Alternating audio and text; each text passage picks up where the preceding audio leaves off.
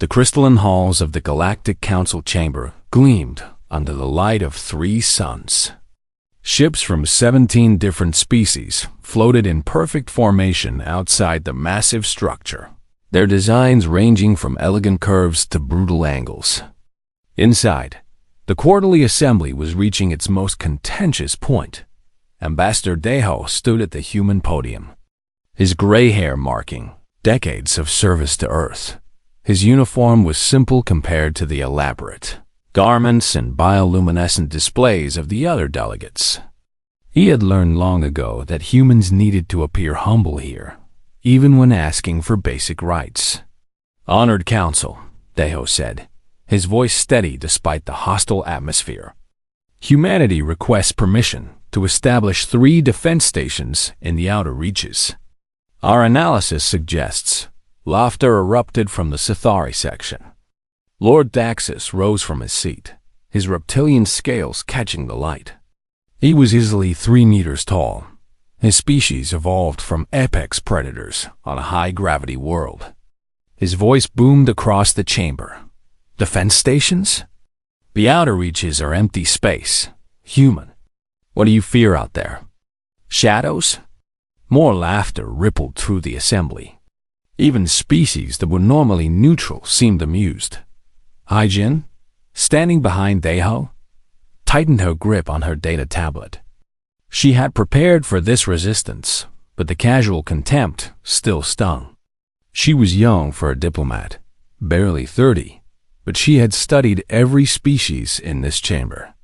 She knew their histories, their cultures, their prejudices. Right now, those prejudices were on full display. Deho continued, refusing to be rattled. "Our historical records show patterns of danger in unexplored regions. Many human cultures have stories about places where the normal rules do not apply, areas where travelers vanish. We call them forbidden zones, cursed waters, the domains of dragons and demons. These stories appear in every human civilization, separated by oceans and centuries. Yet they tell the same warnings." Counselor Vreth, the mantis-like Cavalian who served as speaker, tilted his triangular head. His compound eyes refracted the light in unsettling ways. "Ambassador Deho, are you seriously citing primitive mythology as evidence for military expansion? Dragons? Demons? Perhaps we should also watch for your Easter Bunny or Santa Claus." The chamber exploded with sounds that passed for laughter among the assembled species. Chirps, booms, whistles, and clicking mandibles created a cacophony of derision. Hyjin saw Deho's jaw tighten, but his expression remained calm. "Speaker Vreth, I understand your skepticism," Deho said. "But human mythology served a purpose. Before we had writing, before we had science, we needed ways to remember important truths. A mother tells her child about monsters in the deep water not to entertain, but to keep the child from drowning. A village shares stories of cursed forests not for fun, but to mark dangerous terrain. These stories kept our species alive. Mediator Kel, a floating mass of luminous gas contained in an environmental suit, pulsed with what might have been condescension. How quaint that humans still cling to bedtime stories. The rest of us have evolved beyond such primitive thinking. We rely on sensors, mathematics, empirical data." "As do we," Hyjin interjected, stepping forward despite protocol. She displayed a holographic map showing energy readings from the outer reaches. These readings show spatial anomalies consistent with stable wormholes, exotic matter, and gravitational effects we cannot explain. The patterns match descriptions from human folklore about thin places, doorways to other realms, gates that should stay closed. Lord Daxus slammed a clawed hand on his console. "This is absurd." The human female compares censored data to fairy tales. Next, she will tell us about witches and wizards. "Actually," Hyjin said quietly, "every human culture has stories about individuals who could manipulate reality through will and ritual. We called them shamans, priests, witches, mages. Perhaps they encountered technology or phenomena they could not explain and encoded the encounters as magic. Perhaps there are forms of science we do not yet understand. The laughter had stopped, replaced by an uncomfortable silence. Then Vreth spoke, his voice dripping with artificial patience. Ambassador Envoy, we appreciate Earth's enthusiasm. But the Council was exploring space when your species was banging rocks together. We have mapped the outer reaches. They are empty. There are no dragons, no demons, no magic. Just vacuum and radiation.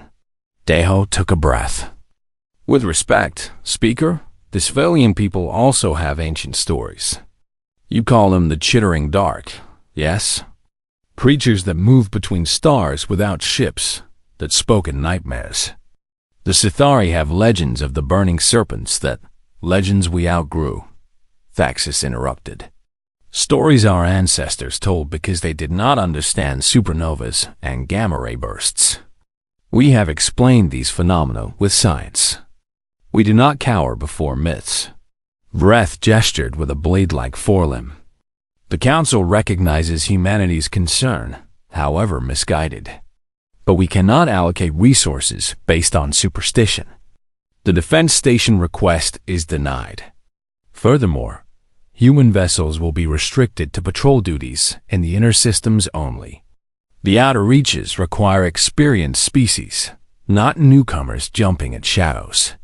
The vote was called. Of the 17 species, only 2 abstained. The rest voted against humanity's proposal. Deho bowed slightly. Accepting the decision with grace, he did not feel daunted as the session adjourned. Haijin gathered her materials. She noticed several delegates openly mocking humans as they passed. One even made exaggerated ghost sounds, causing his companion to warble with laughter. They will regret this, Haijin muttered in Korean. Assuming no one would understand. Perhaps, Deho replied in the same language. But we plant seeds even in rocky soil. Someone heard us today. Someone always does. Later, in their quarters aboard the diplomatic station, Haijin reviewed the data one more time. The energy readings from the outer reaches were increasing. Slow but steady. She had flagged this in her report, noting the correlation with human stories about the time of awakening and when the old ones return. The Council had filed her report without reading it. She knew because the file had not been accessed once. They had dismissed it the moment they saw it came from a human. Haijin pulled up a database of myths from Earth, dragons, krakens, demons, vampires, werewolves, gods and monsters.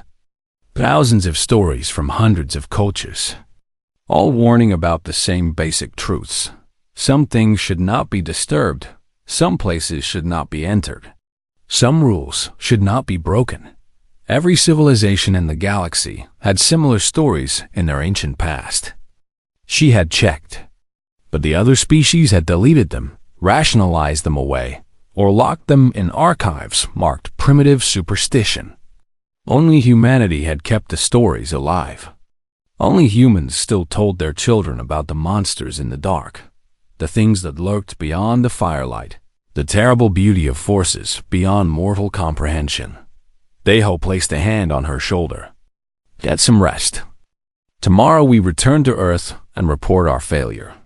Haijin looked at the readings one more time, watching the numbers climb ever so slightly.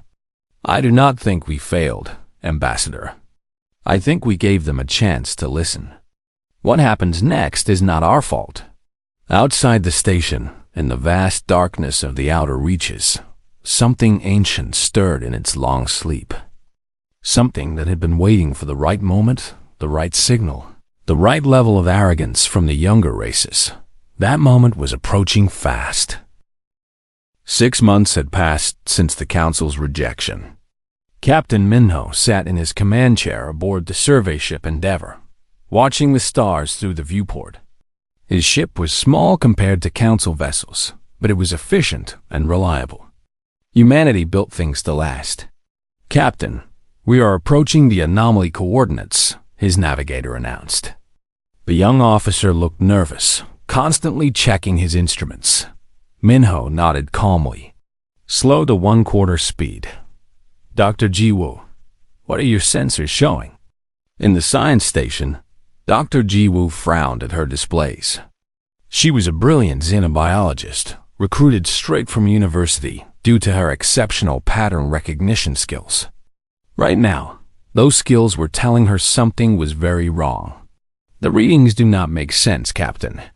I am detecting energy signatures that should not exist in normal space. The patterns remind me of something, but I cannot place it. Describe them, Minho said. Geometric, precise, but also organic somehow. Like a snowflake or a spider web. Mathematical perfection combined with natural growth patterns. It is beautiful and disturbing at the same time. The Endeavor drifted closer to the source of the readings. When the object appeared on visual sensors, the entire bridge crew fell silent. It floated in the void like a monument to impossible geometry. The structure was massive, easily the size of a small moon, but its angles hurt to look at.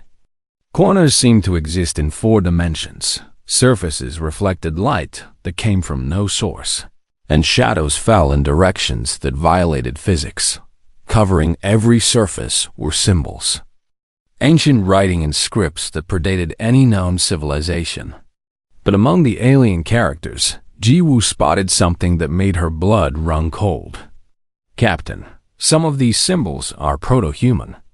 I am seeing early Sumerian, Proto-Sanskrit, characters that look like the oldest Chinese script. This structure is millions of years old, but it has human writing on it. That is impossible, the navigator said. Yes, Jiwoo agreed. It should be. But there it is. Minho stood and walked closer to the viewport. His training told him to maintain distance, to observe and report. But something drew him forward, some instinct that predated his military education. Can you translate any of it? Jiwoo worked frantically, cross-referencing the symbols with Earth's archaeological databases. Some words appear repeatedly. Warning, forbiddance, sleep, gateway, and this symbol here. She highlighted one large glyph that appeared over what might be an entrance. Appears in dozens of Earth cultures. We call it the ward against evil. The protective seal. The mark that says, do not open. Back us off, Minho ordered. Slowly, no sudden movements. But it was too late. The Endeavor's sensors had been scanning the structure actively, sending pulses of energy to map its dimensions. Those pulses, however gentle, were enough. The structure responded. Light blazed from within. Not visible light, but something that registered on sensors and in the crew's minds simultaneously. A pulse of pure energy rippled outward, passing through the Endeavor's shields like they were paper. Report! Minho shouted, gripping his chair as the ship shook. No damage, his tactical officer called out. The pulse passed right through us. It did not harm the ship at all. It just kept going. Jiwoo stared at her screens in horror. Captain, that pulse is propagating across the entire sector. It is not slowing down. It is not dispersing. It is spreading like a signal, like a wake-up call. Wake-up call for what? Before she could answer, alarms began blaring across the galaxy, on Valara Prime. In the Council's military headquarters, Admiral Sumin of Earth's Strategic Defense Command was meeting with her counterparts from other species. The building suddenly shook, not from physical impact, but from something that registered on every sensor simultaneously. Displays showed ships, vanishing in the outer reaches. Not destroyed, just gone.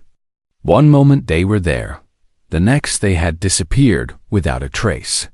Get me reports from all affected areas, Sumin commanded. She was a compact woman with iron-gray hair and eyes that had seen too many battles. She had been arguing for better defenses for years. No one had listened. The reports came in fragmentary and panicked. A Cavalian mining ship reported seeing something vast moving through space without a ship, something serpentine and impossible. A Sithari patrol encountered shadows that moved against the starlight, entities that should not exist in vacuum. One survivor, a trader whose ship had barely escaped, babbled about a creature that spoke directly into his mind. He kept repeating the same phrase. The old ones are waking. The old ones remember. Back on the Endeavor, Minho was trying to process what his crew was telling him. The structure was still active, pulsing with light in patterns that seemed almost like breathing.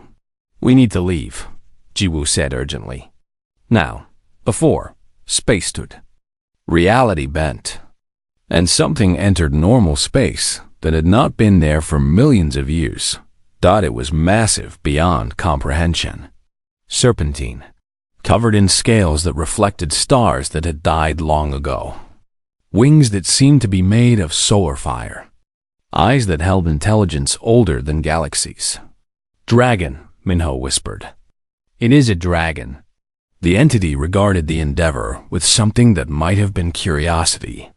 When it spoke in the crew's minds, in a language that bypassed words and communicated pure meaning. Small things in small shells. "You woke us."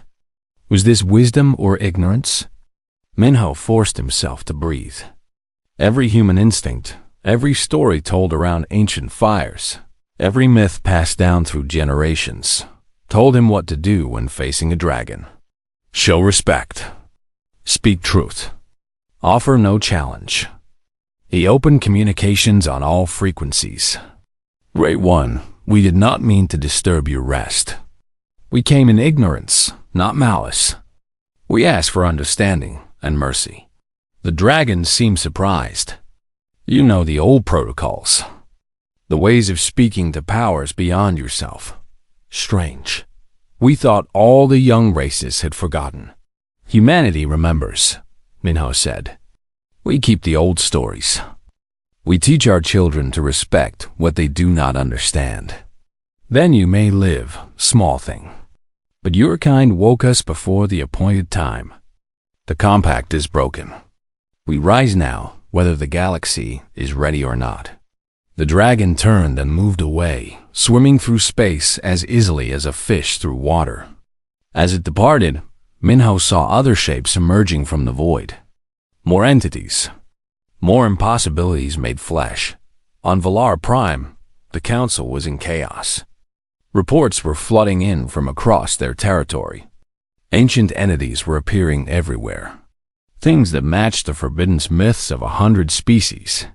Dragons, shadow beings, kraken-like creatures that pulled ships into folded space.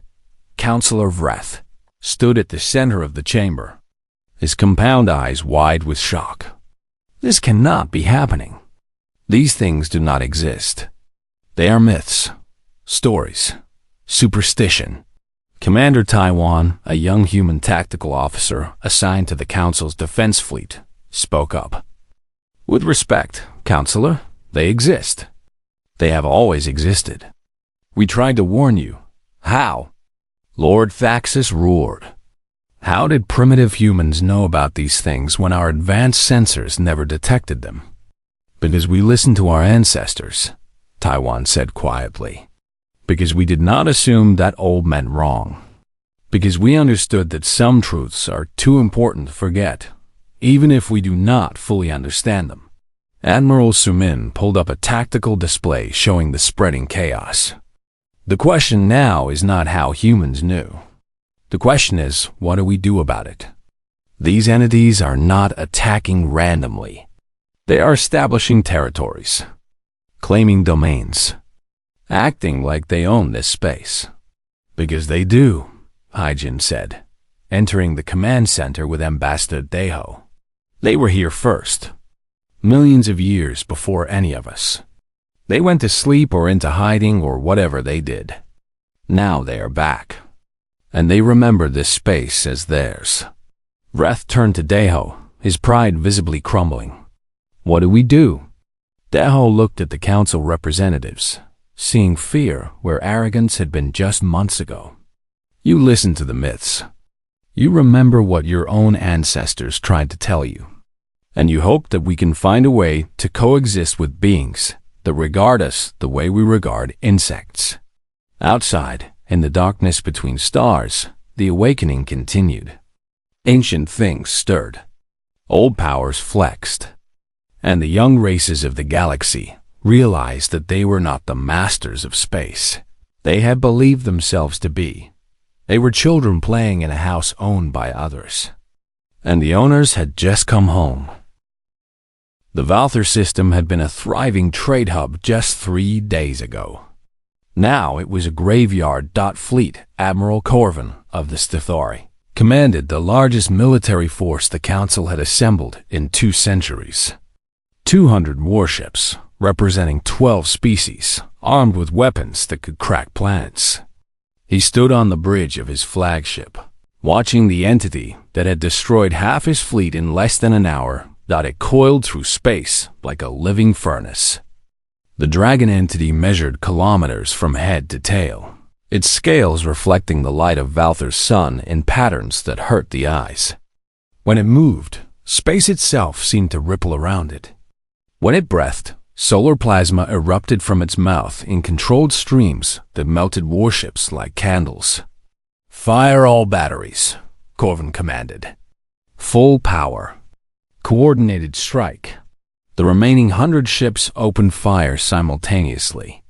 Energy beams that could cut through asteroids converged on the dragon.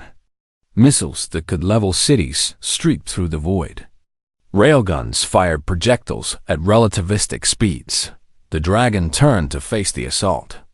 It opened its mouth and roared. The sound should not have been possible in vacuum, but every crew member on every ship heard it, felt it.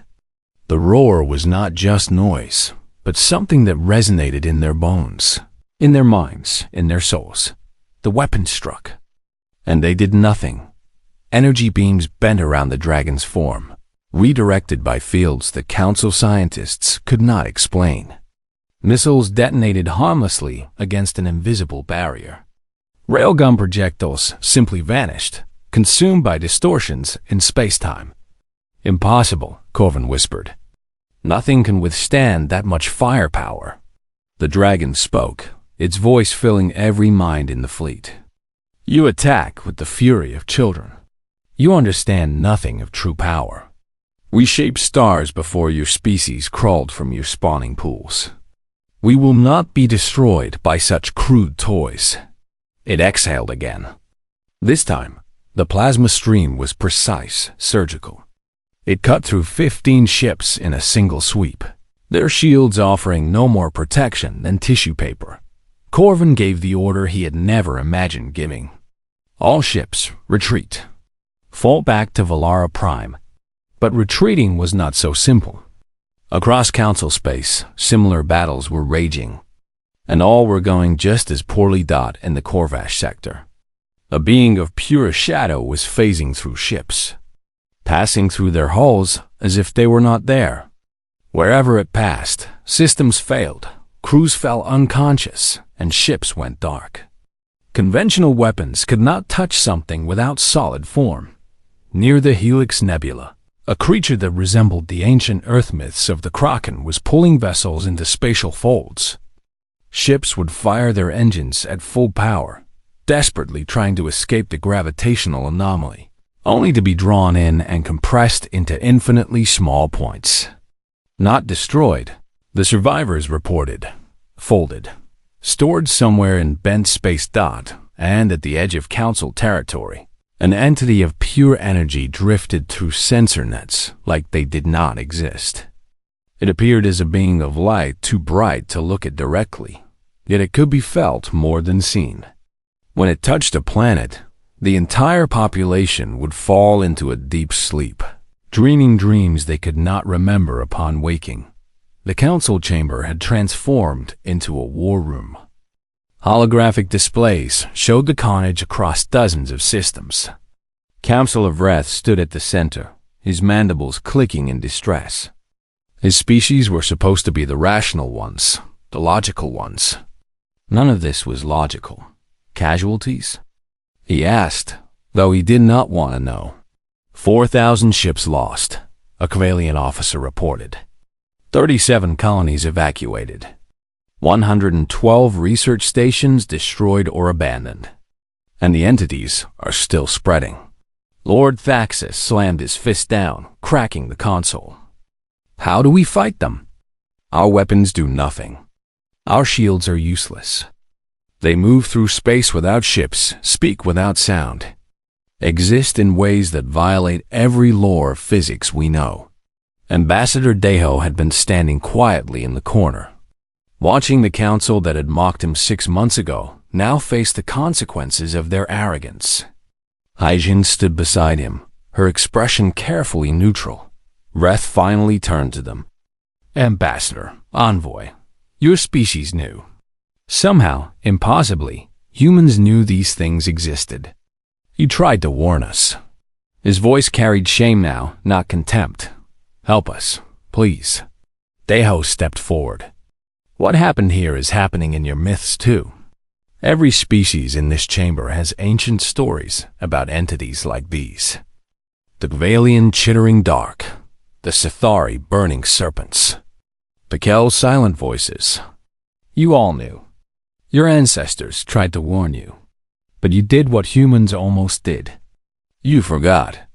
You rationalized. You decided that advanced civilizations did not need primitive stories. But you did not forget, Mediator Cal pulsed. Why? Hyjin answered. Because humans stayed close to our homeworld. We did not spread across the stars as fast as you did. We had time to keep our stories alive. We faced extinction events, dark ages, collapses of civilization. Every time we rebuilt, we made sure to preserve the stories. We understood that they contained survival information we could not afford to lose. Survival information? Vreth repeated. You mean these myths tell us how to fight them? Not fight, Deho corrected. Coexist. Survive. The stories do not teach us how to kill dragons. They teach us how to live in a world where dragons exist. Lord Thaxus growled. I am a warrior. I do not bow to monsters. They are not monsters, Hyjin said sharply. That is the first mistake. They are ancient intelligences, powers that existed before our civilizations. Some of Earth's myths call them gods. Others call them nature spirits, demons, or primordial forces. The names do not matter. What matters is that they have rules. They operate by codes older than ours. And our myths teach us what those rules are. Admiral Sumin pulled up footage from Captain Minho's encounter with the first dragon. Watch this. Captain Minho did not attack. He showed respect. He spoke with humility. He acknowledged that the dragon was greater than him. And the dragon let him live. The council members watched the recording in silence. They saw a human captain treating an entity of impossible power not as an enemy to destroy, but as a superior force to be reasoned with. This is how humans survived on Earth, Deho explained. We were not the strongest species. We were not the fastest. We did not have claws or venom or armor. We survived by being smart, by learning, by respecting forces greater than ourselves. We learned to fear fire, but also to use it. We learned to fear the ocean, but also to sail it. We learned to fear predators, but also to avoid them or, when necessary, to negotiate boundaries. You want us to negotiate with these things? Thaxus sounded incredulous. I want you to try, Deho said, because your current strategy is failing. You cannot win a war against entities that treat your strongest weapons like toys. But you might be able to establish a peace, if you approach them correctly. Vreth looked at the reports again. So much destruction. So many lives lost. And all of it could have been avoided if they had listened to human warnings 6 months ago. What do we need to do? Hyjin began pulling up files, spreading them across the holographic displays. First, you need to study your own myths. Every species here has stories about these entities or things like them. Find those stories. Understand them. They are not fantasies. They are field guides. Instruction manuals written by your ancestors who survived encounters with these beings. Second, Deho continued, you need to change your approach. Stop sending warships. Start sending diplomats. But not regular diplomats. Send people who understand ritual, symbolism, ancient protocols. These entities think in myths. They operate by rules that are symbolic, not literal. Commander Taiwan spoke up from his station. I have been analyzing the entity movements. They are not random. They are establishing territories. Each one is claiming specific regions of space and defending them. It is like wolves marking territory, or nations drawing borders. Exactly, Hyjin said. They are telling us this space is ours. The question is whether we try to fight them for it or whether we accept their claim and negotiate coexistence. Mediator Kel pulsed thoughtfully. You make it sound like we are the invaders. We are, Deho said quietly. From their perspective, we are the newcomers. They were here millions of years before us. They left or went dormant for reasons we do not understand. Now, they have returned to reclaim what was always theirs. We can either accept that reality, or we can keep fighting a war we cannot win. The silence in the chamber was heavy. Pride and survival were battling in every representative's mind. Finally, Reth made a decision that would have been unthinkable months ago. We need humanity's help, officially, not as junior partners. As equals, as guides. He looked directly at Deho. Will you help us? Deho was quiet for a moment. He thought about the mockery, the dismissal, the contempt his species had endured. Then he thought about the thousands dying in battles that did not need to be fought. Yes, he said. We will help. Because that is what the stories teach us. When facing darkness, you do not abandon even those who abandon you. You stand together. Or you fall alone. 3 weeks had passed since humanity took command of the defense effort. The war room on Earth had become the nerve center for the entire galactic response. Screens displayed entity positions, ship movements, and most importantly, the growing library of myths being recovered from every Council species. Colonel Bora studied the tactical map with practiced eyes. She was a special operations commander, trained in unconventional warfare. But nothing in her training had prepared her for fighting dragons and shadow beings. So she had thrown away the manual and started reading mythology instead. Target Alpha 7 is holding position over the Kelvin colonies, her tactical officer reported.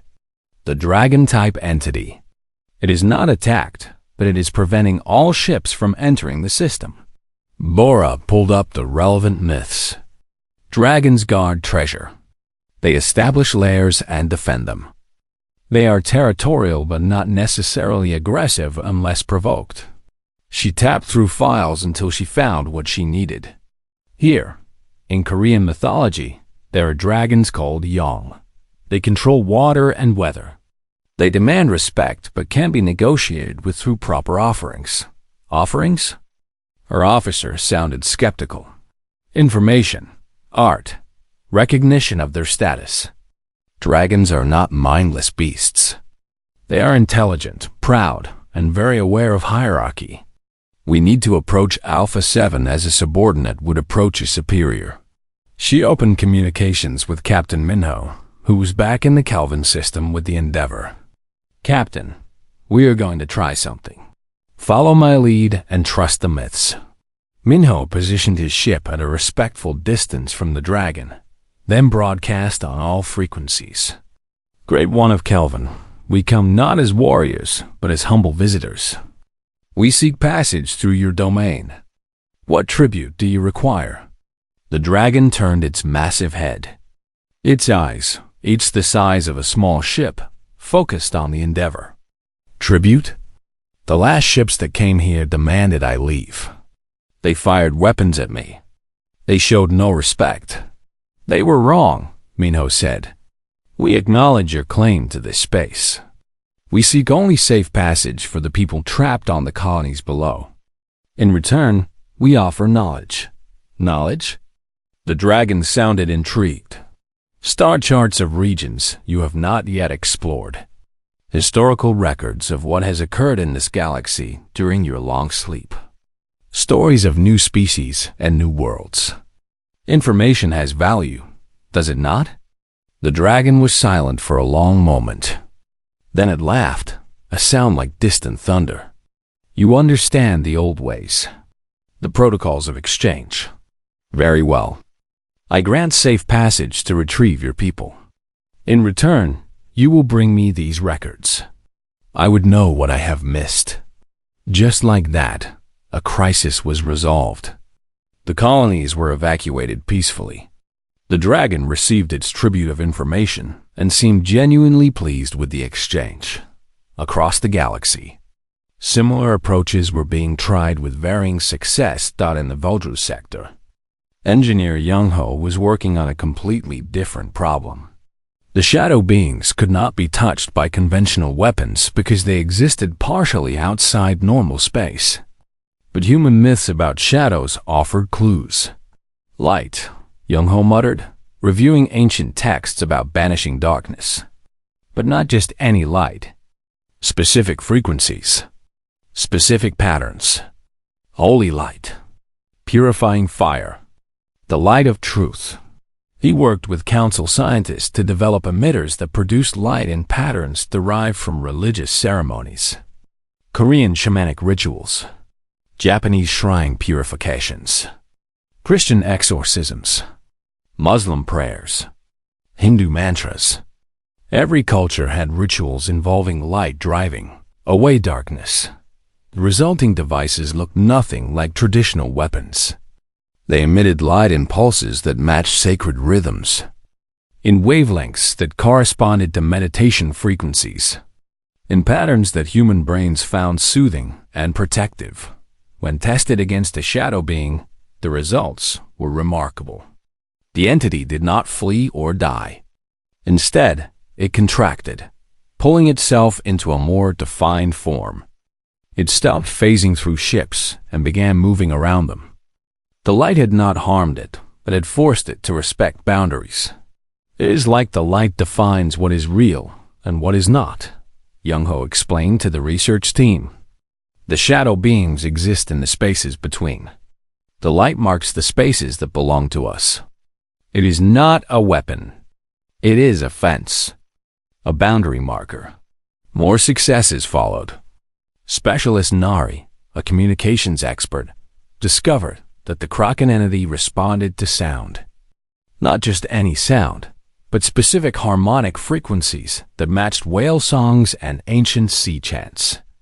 Water creatures communicate through vibration, Nari explained. The Kraken is a spacefaring creature, but it still operates on similar principles. Sound carries information, emotion, intent. We have been trying to communicate with radio and lasers, but it hears in sound waves, even in the vacuum of space.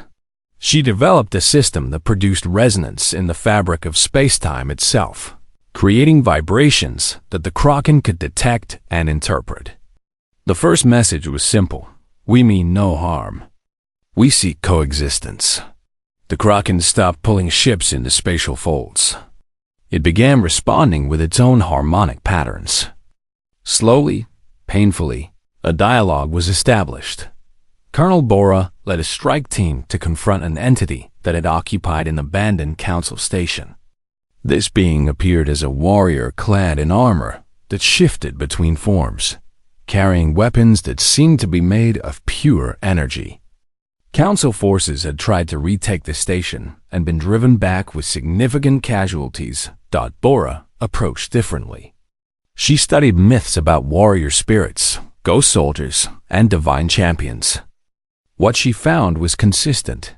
These entities valued honor, courage, and proper combat ritual. She sent a single message: I challenge the guardian of this station to single combat. If I win, you withdraw. If you win, we acknowledge your claim and leave in peace. Her team thought she was insane, but the entity responded immediately. Finally, someone who understands. I accept your challenge, small warrior. The combat was not what anyone expected. It was not a fight to the death, but a demonstration of skill, like a martial arts bout or a fencing match. Bora used techniques from human martial traditions, moving with precision and respect. The entity matched her, testing her skill without trying to kill her. After 10 minutes, the entity stepped back. You fight with honor. You understand the warrior's code. I have no quarrel with such as you. I claim this station as my shrine, but your people may pass freely if they show proper respect. Bora bowed deeply, as she would to a martial arts master. Your skill is beyond mine, honored one. We accept your terms. The entity became an ally rather than an enemy. Ships passing through the sector would perform a simple ritual, acknowledging the shrine, and were allowed to pass unharmed. Back on Earth, Dr. Jiwoo was making discoveries that explained much of what was happening. She had been studying the ancient structure that started the awakening and had decoded more of the writing. It is a test, she announced to the assembled council representatives. The structure was left by an even older civilization, one that predates the entities themselves. They created a warning system that would activate when younger species reached a certain level of development. What kind of test? Ref asked. A test of wisdom versus arrogance. The structure broadcasts a signal that awakens the ancient entities. How the younger species respond to those entities determines whether they pass or fail. And if we fail? Jiwoo looked grim. Based on the writing, species that fail are eliminated. Not by the entities necessarily, but by their own actions. They destroy themselves fighting wars they cannot win, wasting resources on battles that should never be fought. And if we pass, the entities return to sleep or coexistence. They recognize us as worthy neighbors. The galaxy becomes shared space rather than contested territory. Admiral Sumin spoke up. So by fighting them with respect, instead of trying to annihilate them, we are proving we are wise enough to coexist with powers greater than ourselves. Exactly, Jiwoo said. Every myth teaches the same lesson. Respect forces greater than yourself. Acknowledge powers you do not understand. Seek balance instead of domination.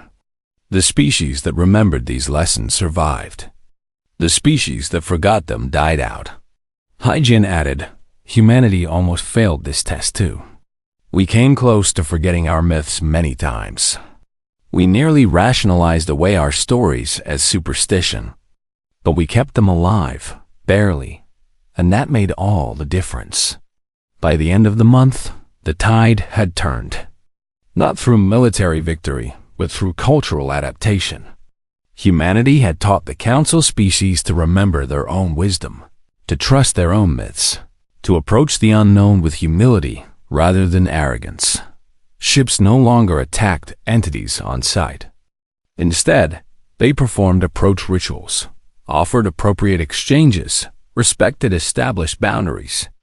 The entities, in turn, stopped their aggressive expansion. They had made their point. They had reclaimed their territories. Now they were willing to negotiate. Lord Thaxus, who had once mocked human mythology, now studied his own species' ancient texts with dedication. He had learned that strength alone was not enough. True power required wisdom to know when not to fight. And in the darkness between stars, the entities watched the younger races with something approaching approval. Perhaps these children would survive after all. All? The treaty conference was held aboard the neutral station Harmony Point, a structure humanity had proposed building specifically for this purpose. It was designed not like a military installation, but like an ancient temple, incorporating architectural elements from a dozen different cultures. Halls for meditation, Gardens for reflection. Chambers designed for ritual rather than bureaucracy. Ambassador Deho stood at the entrance, greeting representatives as they arrived. 3 months had passed since the first successful negotiations with the entities. 3 months of learning, adapting, and remembering forgotten wisdom. The galaxy had changed in that time, and so had its people. Council of Reth arrived with a delegation of Kovalian, scholars carrying ancient texts they had recovered from sealed archives.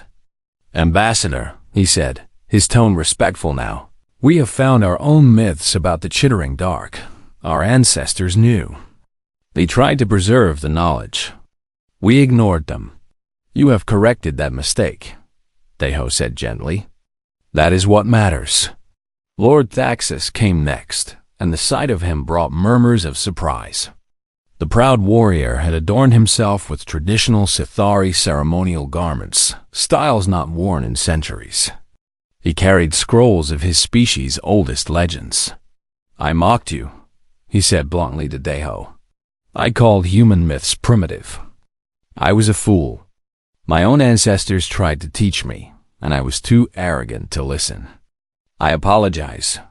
The apology clearly cost him, but Deho accepted it with grace. "We all forget sometimes. The important thing is remembering again." The conference chamber was arranged in a circle rather than the traditional hierarchical arrangement of the council. No species sat above another.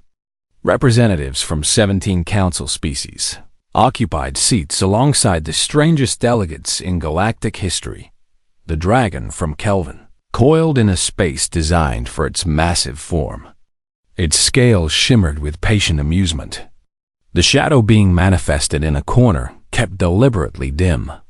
The Kraken's presence was felt rather than seen, its consciousness linked through harmonic resonators. The warrior entities stood in full ceremonial armor, and 12 others, each unique, each ancient, each powerful beyond measure. In the center sat a human. Specialist Nari had been chosen as the primary mediator because she had successfully communicated with the most diverse range of entities. She was young, barely 25, but she understood something the older diplomats had forgotten.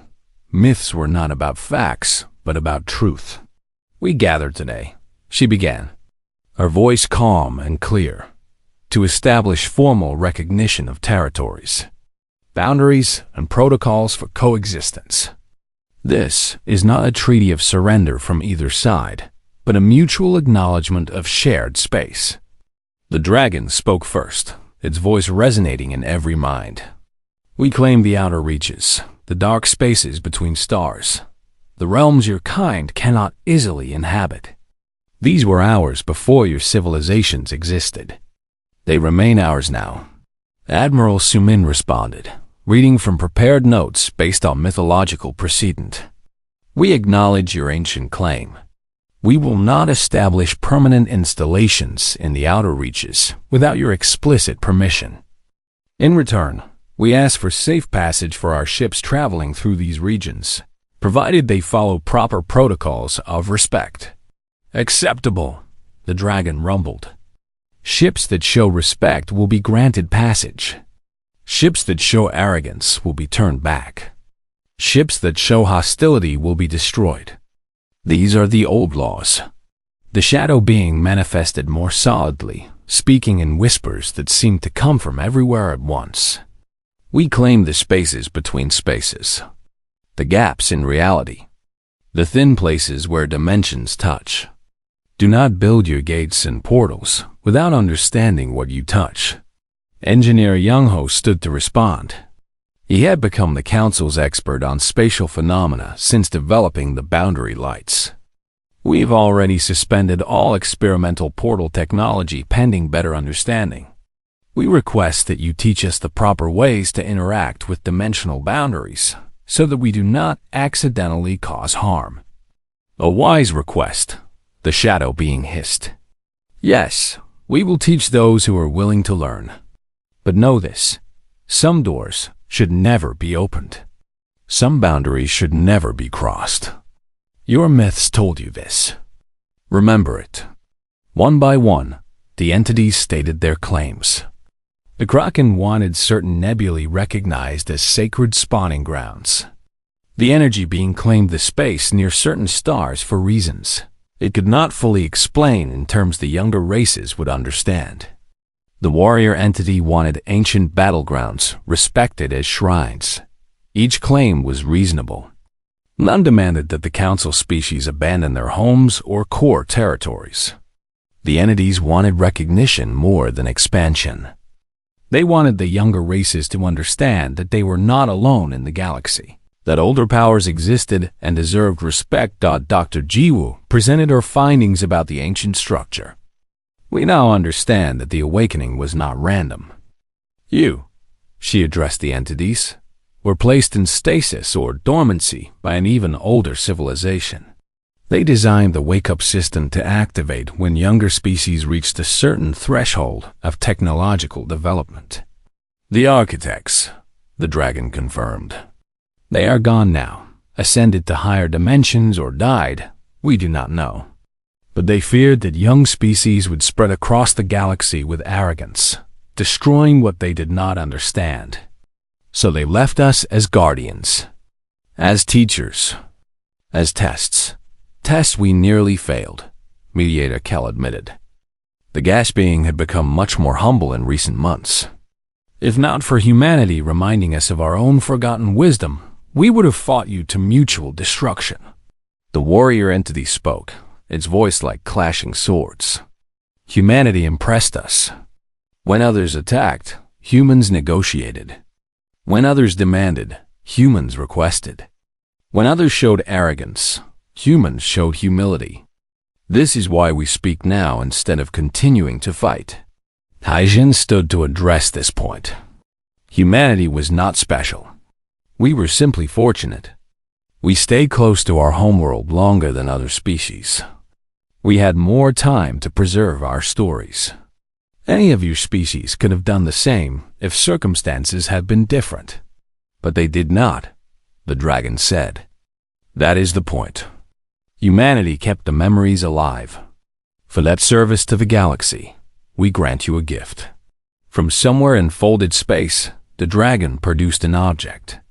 It was a crystalline data storage device, unlike anything Council technology could produce. These are the complete records of the architects. Their knowledge, their history, their warnings about what lies beyond this galaxy and between dimensions. We give this to humanity to safeguard because you have proven you will not forget important truths. Deho accepted the gift with trembling hands. We will guard this knowledge and share it appropriately. We will not hoard wisdom that others need. The formal treaty was written over 3 days. It incorporated elements from human mythology, Kvalian philosophy, Sathariana codes, and traditions from every species present. The language was symbolic and ritualistic, because that was the language the entities understood best. Key provisions included recognition of entity territories in the outer reaches and other designated zones. Council species would not attempt colonization or permanent installation in these areas without permission. Establishment of proper protocols for encountering entities, based on mythological precedent from multiple cultures. Ships would carry experts in ritual and symbolism.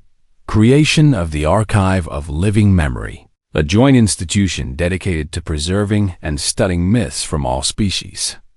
The archive would be located on Earth, but governed by representatives from all Council members. Agreement that entities would not attack Council territories or ships that followed proper protocols. Violations by either side would be investigated by mixed tribunals. Commitment from all parties to preserve and teach ancient wisdom to future generations, ensuring that the lessons of this crisis would never be forgotten. When the treaty was signed, sealed, and witnessed, Nari felt a weight lift from her shoulders. The galaxy had come within days of catastrophic war. Thousands had died before wisdom prevailed over arrogance. But now there was hope. 6 months later, Nari stood in a classroom aboard a council education station. Her students were a mix of species: young Kvalians, Sithari, humans, Kel, and others. They sat in a circle, just as the treaty conference had been arranged. "Today," she said, "we are going to talk about dragons." A young Sithari student raised a clawed hand. "But dragons are just myths, right? Stories that primitive cultures told?" Nari smiled. "Come to the observation deck with me." She led the class to a viewport that looked out over the Kelvin system. There, coiled around a distant moon, was the dragon that had started everything. It was teaching young members of its own species, passing on knowledge to the next generation, just as Nari was doing. "Dragons are real," she said softly. "They've always been real. The question is whether you are wise enough to listen to the stories that kept your ancestors alive." The students stared in awe. In that moment, Nari knew they would remember. They would take these lessons seriously. They would not repeat the mistakes of their elders. "Every culture has dragons," she continued, "because dragons exist. Every culture has monsters because monsters exist. Every culture has gods and demons and spirits because the universe is stranger and more wonderful than we can imagine. Myths are not lies. They are truth-wrapped.